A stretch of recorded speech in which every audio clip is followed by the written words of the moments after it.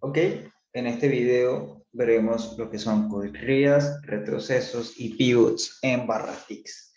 Entonces, en barra tick, la estructura del precio se puede ver mucho mejor o un poco más clara, por así decirlo, que en velas. A la final es lo mismo, únicamente la gran diferencia es que en velas, para dar un ejemplo, si estamos trabajando con velas de 5 minutos, vamos a tener alrededor, o exactamente, vamos a tener 12 velas en una hora.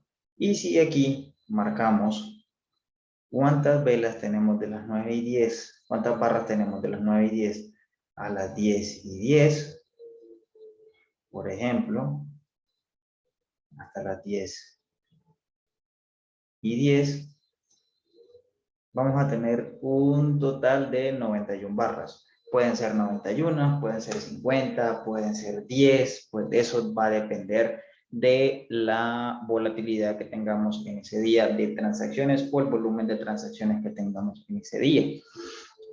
Entonces, en ese sentido, hay una diferencia. No importa cómo haya sido el movimiento, qué tanta volatilidad hayamos tenido ese día, en velas van a ser siempre 12 velas en una hora, y aquí en una hora o en 5 minutos pueden pasar muchas cosas.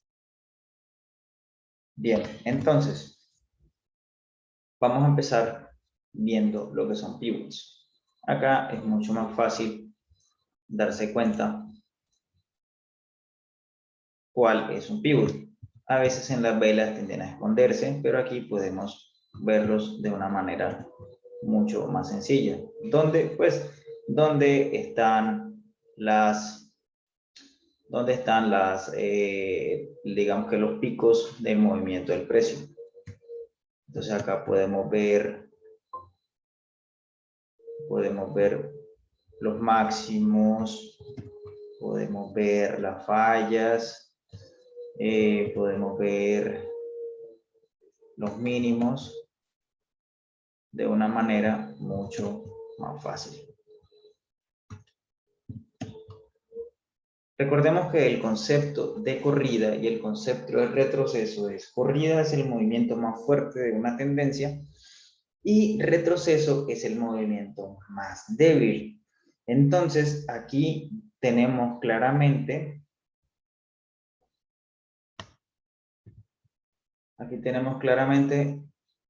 una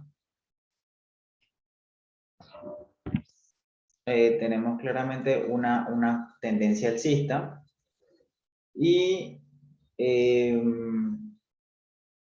esta que tenemos acá, que arranca a partir de este movimiento. Vemos que hay un movimiento alcista de este lado, que es este. Entonces vamos a ubicar las corridas y retrocesos. Como podemos ver, las corridas son este movimiento que tenemos acá, y los retrocesos va a ser el más corto.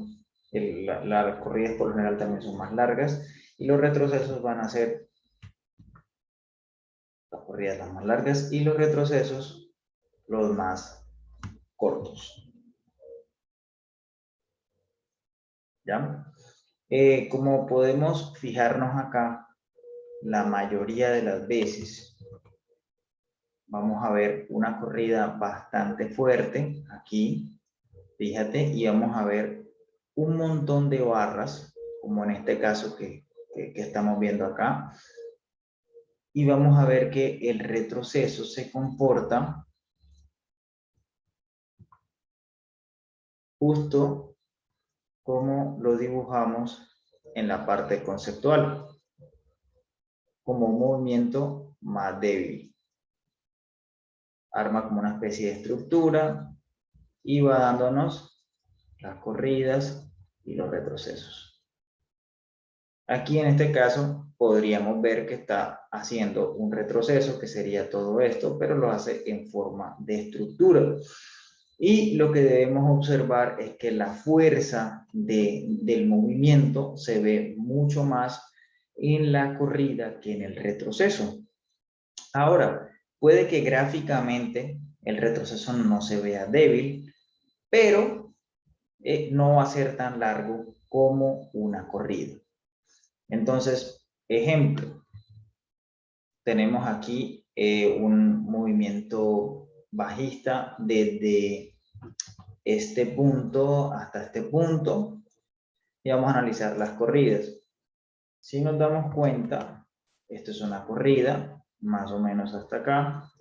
Esto es un retroceso que igual tiene fuerza, pero no logra llegar, digamos que igualar el tamaño de la corrida. Esto es una corrida que inclusive tiene una estructura con varios corridas y retrocesos.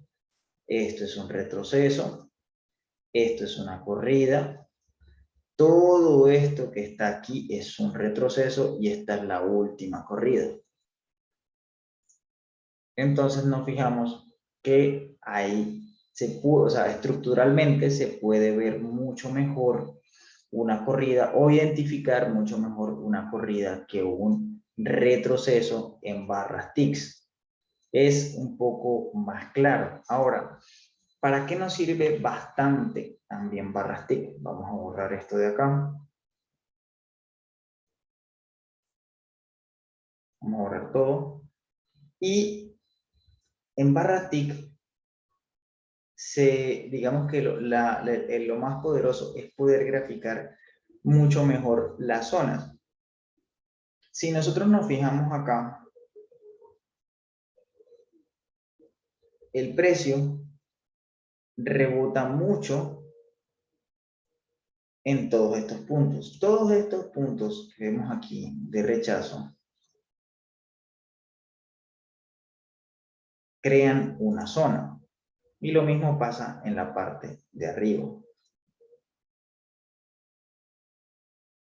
Vemos que aquí hay momentos en el que la zona es violada claramente, pero donde vemos esa cantidad de toques cercanos a ese punto, y el punto donde más hay salidas es donde realmente está dibujada la zona. Como por ejemplo, este pivot de acá creó una zona que en el momento fue un soporte, fue una resistencia y ahora está funcionando como soporte.